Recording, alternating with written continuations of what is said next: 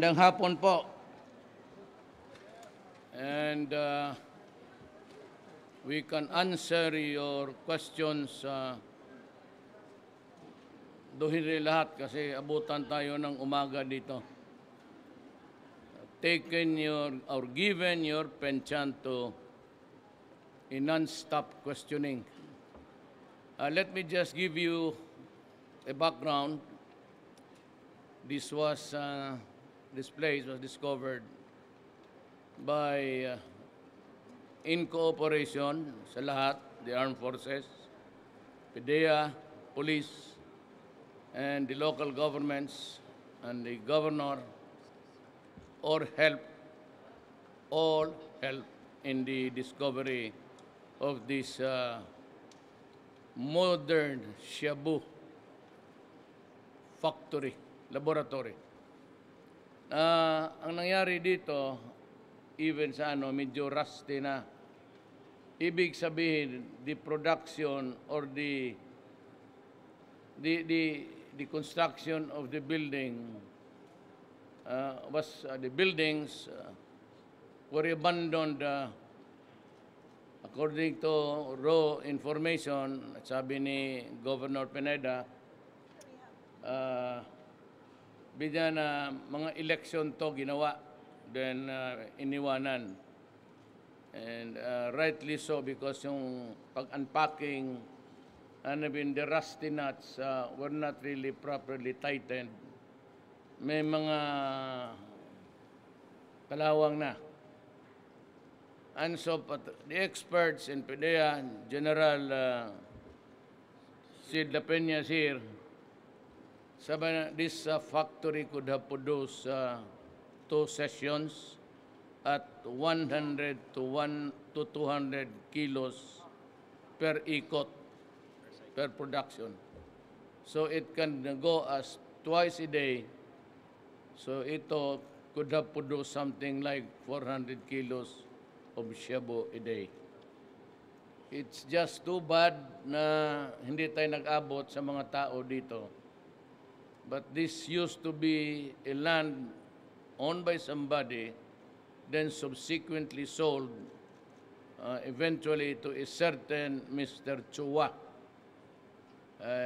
Tumalon daw dito somewhere when the raiding party arrived or when the security forces arrived. Now, sabi ko na kung wala namang gawin, I am ordering the sequestration of this property. Chua could never get it back again, I can assure you. Pag bumalik siya dito, sabi ko, siya na lang ang lutuin dyan sa loob. If you pour muriatic acid, you will never know where he is.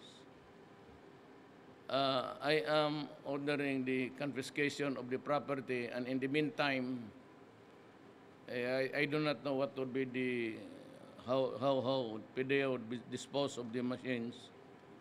Either they can use it for industrial purposes, so magamit ng tao, if there is a purpose for it at all, sa gobyerno, or if not, then to destroy them and just place them in the junkyard. Pugpugin na lang, but the property will be used by the government of Pampanga, Riot Municipality, and PDEA. I suggest that this building, if you put a half dito uli, but you have to strengthen the foundation. Dagdalang mo lang simento, you can have two floors here for rehabilitation. Tsaka, di kailangan ng aircon, bukid malamig.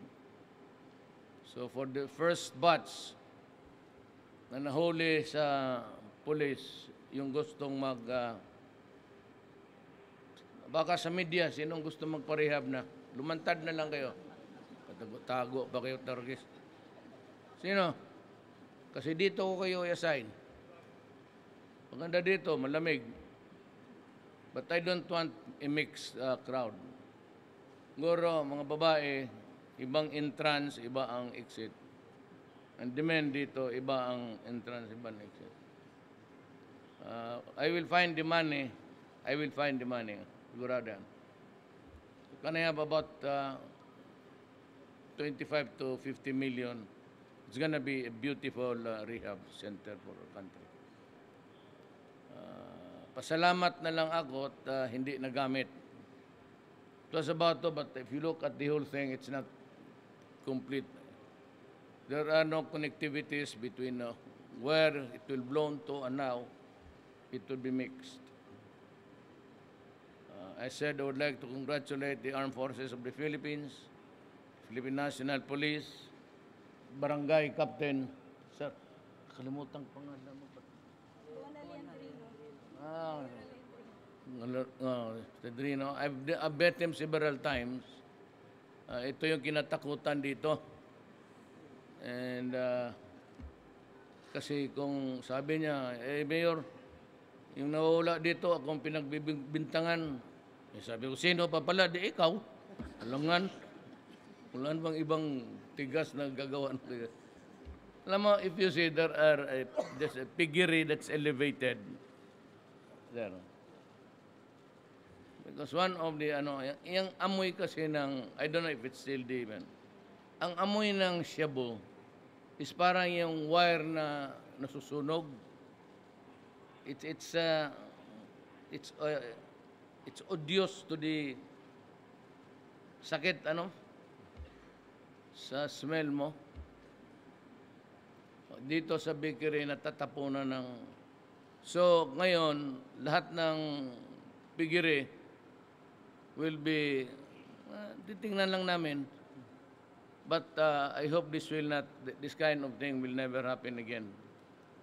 Alam mo, sa totoo lang, nandyan man kayo mga human rights pati press.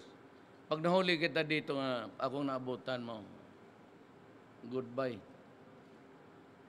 Wala na tayong maraming usapan. I will not relent on this because this spells the very existence of my country.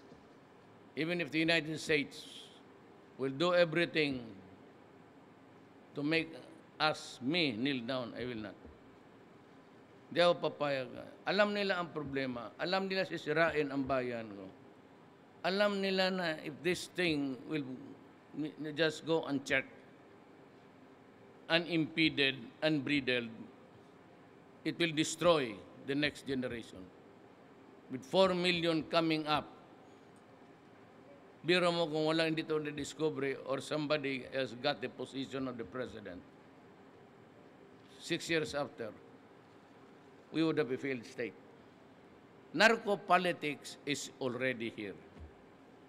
Most of yung nasa listahan sa akin are really barangay captains, mayors, and may mga governor and congressman. I will be reading them publicly again, maybe till I come back from Vietnam, because it is important that the public knows kung sino yung mga opisyal nila na corrupt, pati kriminal. Hindi ko matago yan. Kasi as early as possible, parang storm signal yan, the president must take steps. Ngayon, if I commit a wrong, I am ready to apologize and say, I am sorry. Ang nangyari dito, isa, Governor Espino, and I don't know about season, but yung the last matrix, nandoon si Dilima pati si Baraan, undersecretary, sabit yung dalawa. Pati nakita mo na isang kanto si Dayan. Ang problema dito kay Baraan, yung kapatid, pati kay Governor Espino, ilang report na pabalik-balik, I had it validated 4 times. Nung tinignan ko na lahat kagabi, dala ni Pidea, tapos yung ibang intelligence, pati may putol. There's a gap there that cannot be explained while his name is there. So I think that kung meron man, it's either intriga, chismis, or it was purposely done without really checking the validity of the... Meron siya dito earlier, politika, tapos itong si Baraan, and even I think Governor Espino, na-involve sila sa black mining operation. He is facing charges before the Sandigan. Yung si Baraan, yung kapatid ni Undersecretary, medyo na-convicted na administratively.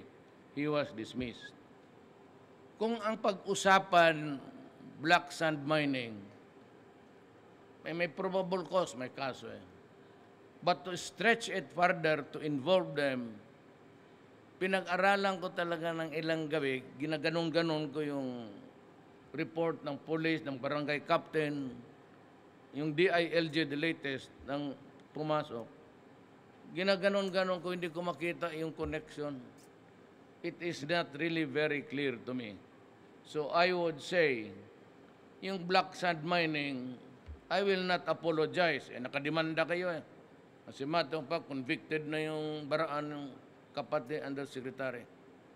But insofar as the drug, I think that somehow we were negligent in counter-checking during the first report. So to kay Espino, and even to Sison, at kay Baraan, yung kapatid, wag yung Undersecretary, sabi talaga yun. So I believe it. I would like to apologize to you publicly. And I would say now, I am very sorry. But trabaho ko yan, it's part of my territory. I cannot be perfect.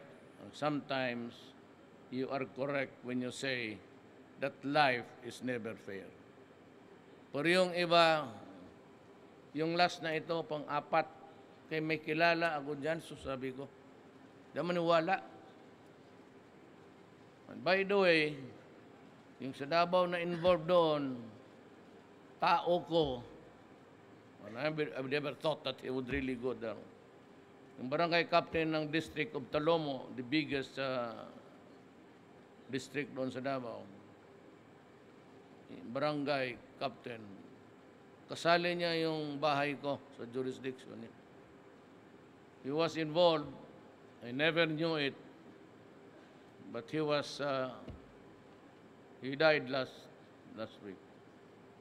So also was the secretary of the executive judge sa Davao, namatay doon sa Nabunturan. Ang racket niya, siya yung pinindot ng mga,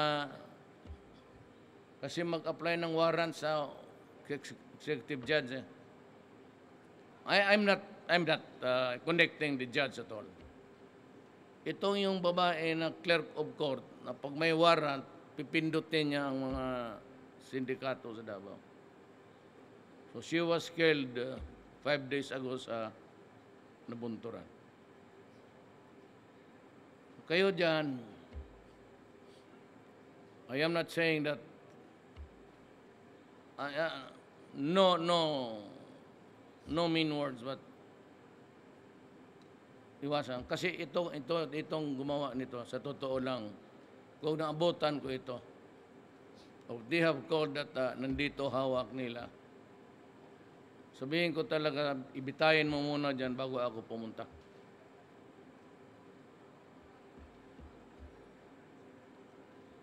I will not apologize. I will give no excuse. I have a problem to do. Kita mo, high-tech. Look at the factory. Hindi lang yung lata-lata. It has gone high-tech. And that is why yung mga kolumnista, yung mga bobo. Kaya mga komentarista, do not jump to conclusion. Ito ang sinasabi ko, state of lawlessness. Baski saan na lang ang mga dito, Cebu dito, yung mayor, Cebu, ang barangay captain. It's all over the country. Hindi yung lawlessness na nagbabarilan dyan sa daan. There are so many kinds of lawlessness. A lot of those idiots there are taking us for granted. Kasi nawala na sa kanila ang takot ng batas. Ang alam lang nila ngayon, ang takot ng buka ng baril. O yan ang gusto ninyo, subit. Hindi na nagrespeto, kita mo to. Kita mo, the goal. How would you call that? It's anarchy. State of lawlessness. Ang tinatamaan lang nga, hindi sabihin, they create so many monsters, insane people. Tapos nagpabarila, nagpapatayan, pati ang armed forces na ngayon, pati ang police ang may kasalanan. You must remember that the organized crime, take a look at, bumalik ka muna before I became president. Tignan ninyo yung figure. Yung United Nations, yung mga international correspondents dito. Tignan muna ninyo pabalik, backwards. Tignan nyo kung ilang ang patay araw-araw. That has never changed. Pero ako, dagdagan ko yan. Di ako atras dyan. Walang atrasan. Because kung hindi ako gagalaw, kawawa ang Pilipino. Kita mo, hindi ka na naawa sa 400 kilos a day. Saan niya i-distribute? The whole of Manila. Binababoy nila tayo. Totoo lang.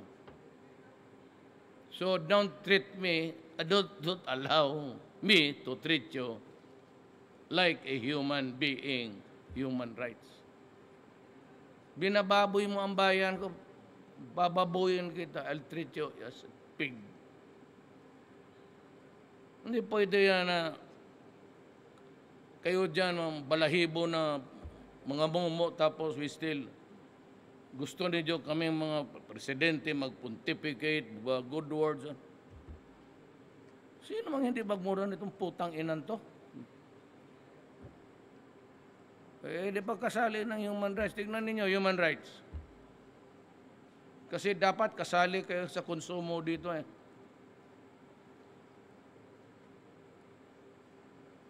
Konsumo ito para magago ang Pilipino. Hoy, human rights. Naintindihan ninyo? 400 kilos kung natuloy ito. And you want me to be what? Proper statesman? Hindi ako nag-aral pagka-statesman. Wala akong... Ang alam ko, tumakbo ako ng pagka-presidente at magmura ako pag nagagalit ako. Lalo na kung ang tao na if it's the public interest that is involved. Sabi nila, ayaw na, go out. I said, ang peso daw, it's a manipulation.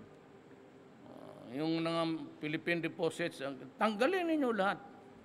But do not impose on us on anything. We are no longer a colony of the United States.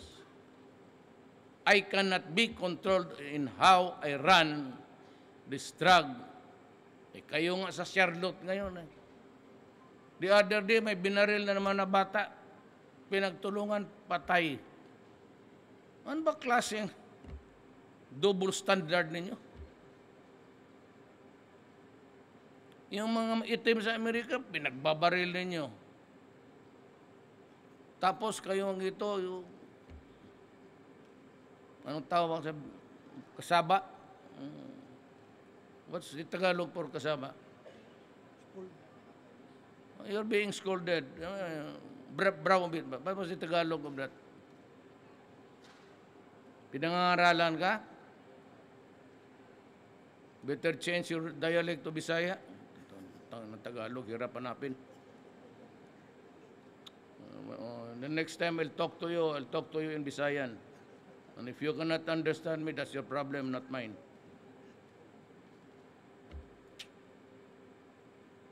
So ganoon ang istorya na, no? That's a sad story. Hirap na nga tayo, tuturuan pa tayo. Ito, maniwala ito ng human rights. Alam nila, papatayin ko sila. Look at what they did. Hindi lang tinanggap ang challenge ko, gumawa pa ng factory ang mga putang ina niya. Now, we are dealing with China. I will bring this to their attention. I'm leaving for Vietnam, then maybe to China. Lahat ng materials galing sa China. So we want them also to control the people and increase the focus on the criminals. Kaibigan man kaya tayo? Bakit ganon? If you consider us your friend, you want to help us, but most of the materials, lahat, and the machines and the boilers are from China. What does that mean? Why I'm asking the Filipino in the coming days, kung totohanin talaga ng Amerika, I'm going to ask you to sacrifice a little bit. But by next year, I would have entered alliances with so many countries. I will have an alliance in the military, trade and commerce with China. I have talked to President Medvedev of Russia, and we agreed that I will go there and we will talk about how they can help us here. China is ready to help us, and I would add now, they should be ready to help us with this goddamn problem of itong drug. So yan, any question?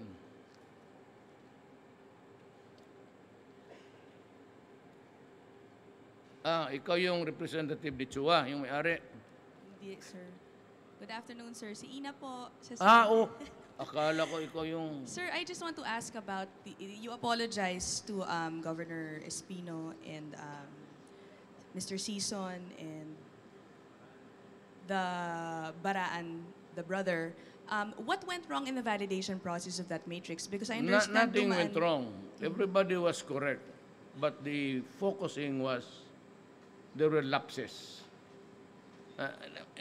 Connect. They probably hit a snag somewhere and they stop. So tinitingnan ko yung iba, sa DILG. So kung naman kayo trabaho dyan, magtrabaho kayo. So give me a chart there. But this Hindi list, ko makonek eh. sir, but this list still ended up on your table and you announced it. Will anyone be held responsible for those lapses that No, I led take you- full responsibility. Ako yung nag-announce. Hindi naman itong... Sabi ko in this drive, I take full responsibility. Even if the soldiers and the police would commit a serious wrong, I will assume that mistake.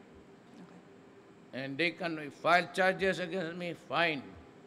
But my answer to the judge would really be something like this. Judge, nagkamali ako, I'm sorry, but I have to inform the people immediately so that take the guards of their surroundings and prevent the contamination of drugs in the children. Ako, hindi ako mga na tao. I am not, hindi ako kargado ng fried chicken kagaya ng iba. Ako pagkamali, masama nga ang bunganga ako, pero ako nagkamali. It comes from the heart. I am very sorry. Thank you, sir. Sir, good afternoon po. Sa Joseph po sa GMA7. Sir, yung sa Chua lang, may first name po ba ito? And then, Sino? yung Chua, sir, na sinabi niyo na pinagbentahan ng lupa. Tapos, sir, itong facility na to, hindi naman to sulpot na lang. Sunday Chua. Sunday, sir, as in Sabi linggo. nila, Okay. Sir, yung ganitong facility, hindi naman to susulpot na lang out of nowhere. Bakit, how do you explain that this was set up somehow, kahit hindi nagamit, bakit na ipatayo? You have to ask the governor. Kasi sabi niya, this was being tanong-tanong dito.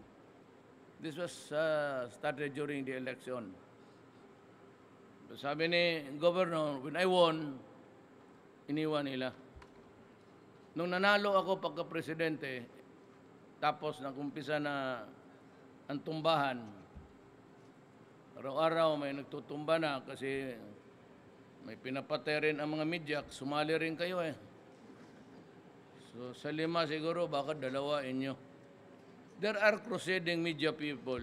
You might be surprised really to know. Sir, pasundot lang yung narco-celebrities, sir, natin. Kaya, yung mga celebrities na involved sa drugs, sir, 50 or ilan ba yun, sir?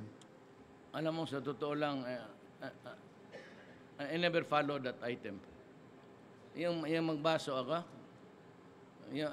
yung mga kolumnista, hindi ko na binabasa kasi wala namang mabuti sa kanila. Sila lang ang bright boy, ikaw, bad, bugo ka, sila bright lahat. So, I read the factual reporting. Then after that, yung mga nagdadradag sila. Hindi, sir, yung pong mga celebrities na involved sa drugs din. I think that was floated several days ago that there's also a list involving celebrities sa mga drugs. Yan ang problema nga ganito. I've been telling, if this is the drug, and I am the superstar Rodrigo Duterte, you must catch me drinking this Cebu. Pag inegalo dyan, kakapasok lang ninyo, tapos pupunta ako dyan, gaganon-ganon ako ng bye-bye. So, naginom ko na, may Cebu dyan. Nagagamit ka, Pero ngayong araw nito, wala. Kapon. It's an instant crime just like a gun. Pag nahuli ka ng mga baril, possession of a gun. Trafficking of a gun. How can you traffic a gun without holding it and passing it to the buyer? Trafficking of drugs, it must be in your possession, then by bus, ibigay mo sa kanya at ibigay yung pera. Kung magtawagan lang sila, saan yung Cebu? Hanapin mo lang dyan, hinulog namin sa top.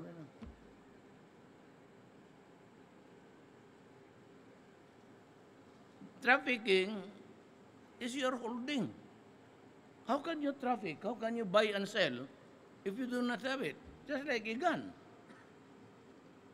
If you sell a gun, sabi mo, ikaw, ito si Kilabot, ito si Kapitan noon sa panahon niya, kabila. Sabihin niya, may inambos kami sundalo, M60, 2. Sana, ewan ko. Pagdating sa korte, pailan mo siya ng kaso.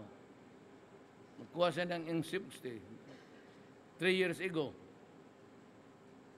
Tapos sana, ewan ko, iniwan ko dyan sa mga NPA na kasama ko. How can you? Ganon yan, pati artista. Yung maghawak sila tapos, alam mo ito mga bright to they are not without a good education. Now you know that this thing will shrink your brain. Tumatutunan ang utak mo dito, shrinks your brain, really. Pag gusto nila, hayaan mo. Ang kailangan natin sa bayan, ito, maraming gago. Pag maging gago yan, kita mo yung artista yung kapon, yung sexy star na nahuli. Kanda-kanda, tingnan mo tsura niya. Bright ka naman, then you waste your life.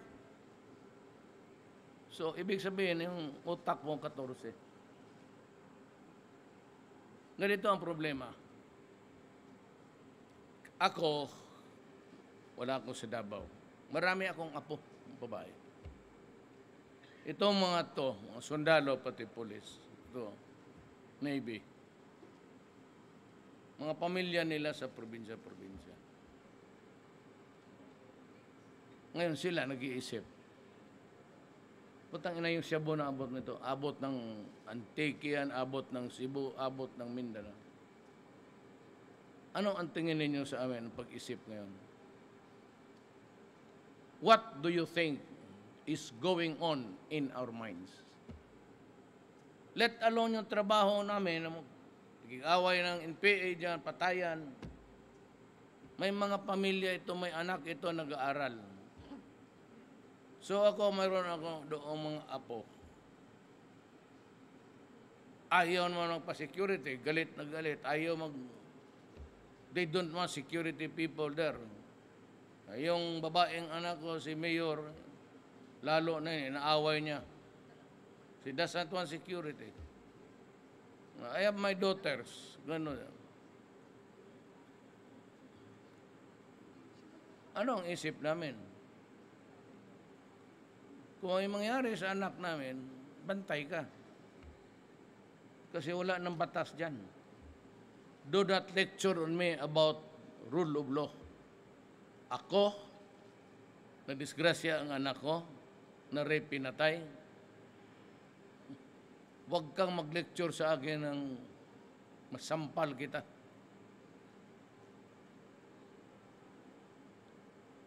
That's why the evil of them. Kasi pagkaalam kasi ang state of lawlessness, na barilan dito, barilan. The state of lawlessness is the number one problem of our country is. Kaya huwag mo na niyong pakinggan yung mura ko. Taong galit talaga nagmumura. Do not try to hope that I'll change my character. I am I and you are you. If we meet in one corner and we can understand each other, fine. But if we cannot get each other's guts, di pasensya. Huwag niya akong, talagang nagmumura ako. Obama, baski sino. Tsaka yung iba, may I just remind also, I'm not trying to be, how would you term this? Irreverent. Pari mga pastor, kung atakihin ako, patasali ang Diyos magano. Ito, kasalanan ito sa Diyos. More than the... Tanongin ko bigla, bakit? Sino may sabi sa iyo na niniwala ako ng Diyos? Sino naniwala sa iyo may reliyon ako?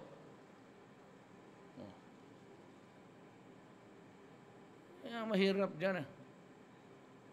Gamit ng Diyos kasi ako, gano'n ang panday sa impyerno. What if I say to you now that I am atheist, an agnostic?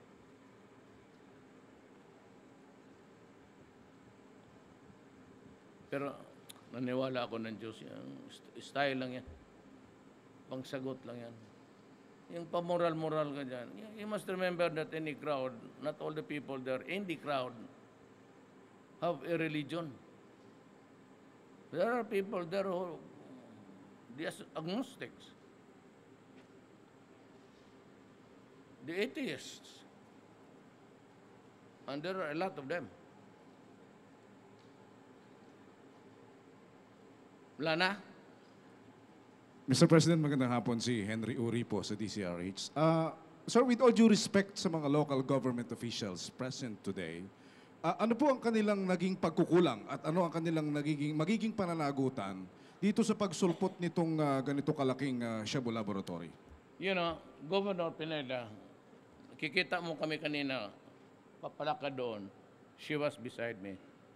And she was profuse of the apologies. Sabi ko, ma'am, ako sa Davao Mayor, tinamaan rin ako ng laboratory.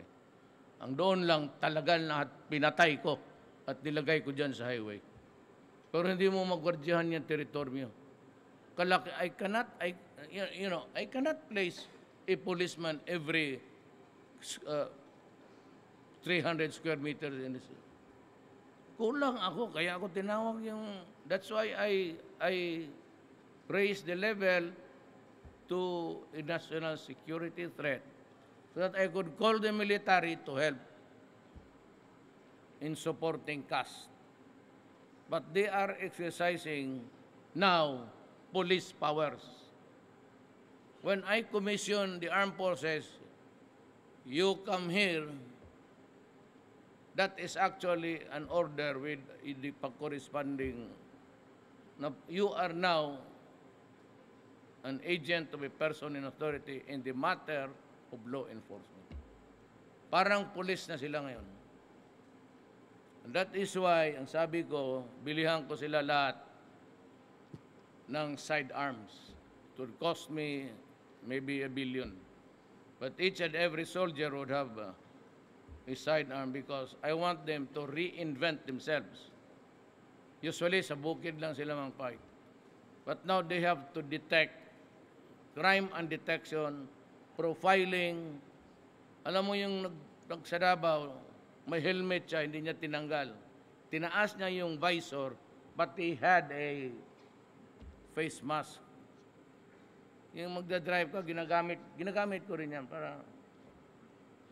para sa alikabok. Then may helmet siya. Nagpamasahe siya, tinanggal lang niya, tinaas niya yung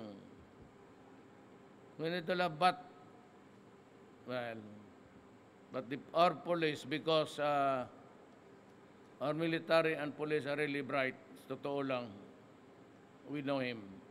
And I said, we will catch up with him. Salamat po. Magandang hapon po. Ako Yes, po ma'am. si Tonet Oreja sa Inquirer. Matanong ko lang po kung may impormasyon kayo na involved. Ito pong structure na to ay connected sa Bilibid network through one Kapampangan who is detained at the NBP. That this structure is connected sa... Bilibid Bil- network. You're correct. I am, sir? You are correct. How, sir?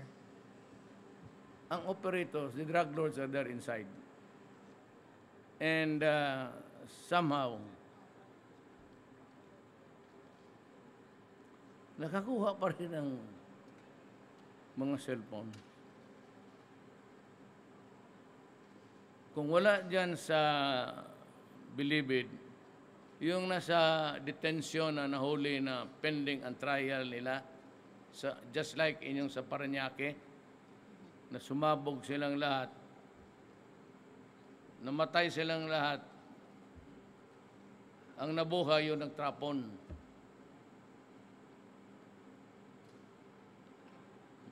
Siniguro niya muna na yung mga ulol. Sir, follow-up question lang po. Magkano po ang budget ng inyong last na po ito, magkano po ang budget ng inyong administration to fight illegal drugs in the 2017 Ganito, ma'am, budget? it's a very good question because everybody is almost in cloud nine. You know, ma'am, I entered the presidency midterm. I was not the one who prepared the budget that is being used to operate government now. Because this budget was prepared the previous year for implementation now. It is Aquino's budget. So I am operating on somebody else's budget, not mine. Nung tumakbo ng presidente at nanalo ako, I never thought, alam ko sa Davao medyo mata, but I was horrified yung nagkampanya na ang pulis ang lahat at lumabas na ito by the hundreds of thousands. If you think that we have sufficient money, we will not put it in our pockets. We will spend it. And I will not allow anybody to misappropriate money now. Especially, hindi namin alam ganong karami, by hundreds, by the thousands. Hindi alam ni Aquino, hindi alam ni Arroyo. Nung na-presidente ako, inipit ko lahat. Ayun, lumabas. Ngayon, sabi ko, bakit hindi kayo mag-rehab? Bakit kayo ganon, patay, dapat ganon? Easily done. Problem is, I said, lahat ng naiwan ngayon, wala ng capital outlay. Yung maggawa ako ng mga ganito. What was MOA? Sweldo na lang, pati mga allowances. Until the end of the year. That's why, hirap rin ako sa... Meron ko kunting... I cannot buy the guns now because there is no... Tapos na ang budget. It's January to December. Next year, may bagong budget ako. This time, it will include the expenditures of the problems connected with drugs. Am I clear on that?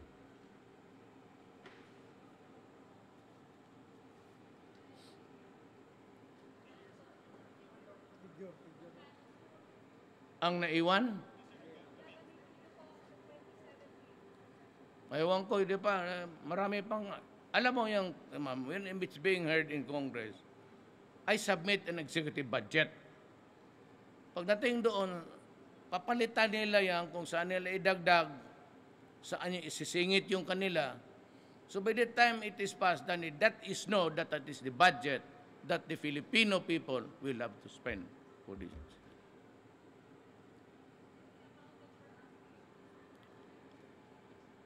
For what dito? I really do not know kung magkano lahat. Hanggang ngayon, si DSSD, pati si Obial, keep on changing the what submitted here, corrected, because of the problem sa drugs.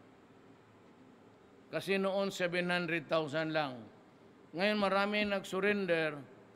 And if you take account throughout the whole Philippines, it sometimes reads 40, 60. So every day nag-iiba ang figures. Then every day they also correct what they have submitted. Sabi ko nga, by this time, Widodo said, Indonesia 400 million. Ako, by the end of the year, tabla na kami. I would have about 4 million. So, kaya ako galit. Tignan mo naman. Noon, yung Shabu, kusina lang. Ngayong branded to, baka mabili mo pa sa supermarket to. Maganda yung packaging, nakita ko doon. No?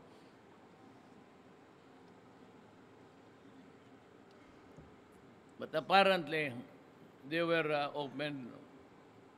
Makita mo by the condition of the cartoons.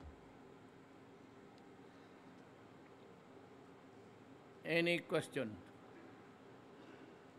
Still. Ina. Please, magtanong ka, please. Oh. Please, kayo. Please, magtanong kayo, please. Nigara pong buang. Ay, mag-uwi pa daw ako, baka magsira yung dark clouds. Kaligayan ito mga putang inang drug lord ito. Mahulog ako? Magpalitson pa yan ng ilipante, hindi baka. Yes, ma'am. Inquirer again. Sir, ipapasara niyo po ba yung NIA gate kung saan may access dito sa Shabulab? Government, PDEA will decide. I will not interfere. There are rules in the PDEA law. There are rules to be followed. Ano ang gawin, yung ganito. If they agree on the proposal of Governor Pineda, to which I fully agree, okay yan. O ano? Okay man, mag-overland lang tayo. Sama tayo sakyan para may karaoke yung anong... Sir, patawad May karaoke yung... No, but do not apologize. Sir, I'm giving you even the privilege of singing inside. Sir, kakagating ko yan. Sige. Sir, Oh. pasundot lang, medyo other topics. Sir, yung kay Senator De Lima ulit. Yung kay Sebastian, can we elaborate on what we know so far? More. What you have read is it's all about, but kumpleto na yan. But we have the evidence. Alam na namin lahat.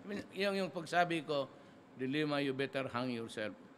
Now, the reason why I do not read any more articles of De Lima, because ever since napanood ko yung classic niya na yung X-rated na De Lima versus driver, hanggang nawala na ako. Totoo lang ang tiyan, nawala na akong ganang kumain. I've lost my appetite.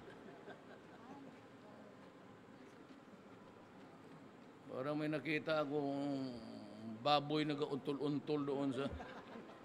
Sir, thank you very much, sir. Go to the right side, sir. Right side, sir. siya nag-una eh.